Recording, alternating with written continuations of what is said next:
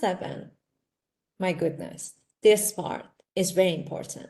It is about environmental contribution to mastery of grammar. The first point here is Motherese. I guess you are somehow familiar with that because I talked about this in your final project options. Guys who went for option number 3, which I'm just so excited for that, should know about Motherese a lot because basically it is about mother and child's interaction. What is Motherese? It is just about phonological development. It is some sort of slow speech with short utterances, which basically focusing on correct grammars and labeling objects in the environment.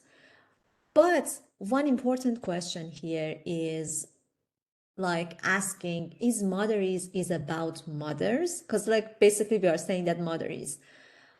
I would say no. Your book also saying that no. Mothers could be fathers, could be sibling, could be anyone, even like an older peers. Whoever gonna talk to children, whoever gonna help them to just acquire language could do Mothers. It is just about like a format, a style of a speech. Whenever you are doing baby talk, whenever you are just trying to help children, whenever you're gonna just slow down your speech tone, and whenever you are just trying to teach correct grammars in some sort of gentle ways, you're gonna do Motherese. So Motherese could be about everyone. Okay, it is not about gender, it is not about age, it is about everyone. What about father's speech? Is father's speech different from mother's speech? Like the way fathers talk is just different from the way moms talk to their children. Keep that in mind here. We are talking about average fathers. For example, in Western societies, most of the time, average population of fathers, they don't pay attention a lot to linguistic level of the child. They might use advanced vocabularies, advanced format of speech, regardless of level of child's language development, regardless of the child's age. In some cases, like in some cases, some fathers they are just so gentle. They can do comparable mothers as mom. However, majority of fathers out there they use some sort of sophisticated, complex utterances in interaction with the child. Feedback. This actually can remind us about Skinner's theory, operant conditioning, in which saying that feedback on children's speech is just very important, and actually feedback on children's speech can create a speech in children.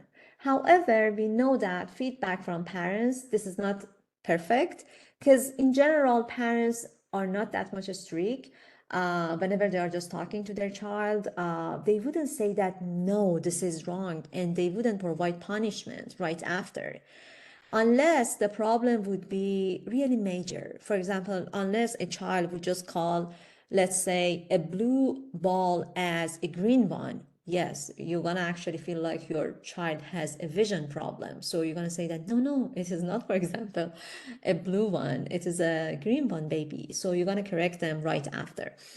But feedback from parents is not like the best feedback that could actually help children to just improve their speech. And also here we can see that how Skinner's theory could not be correct on children because basically, again, feedback from parents is not perfect. Another point here that is so important is pragmatics. Pragmatics is just all about context. Like the context that you're going to use language is going to be pragmatic.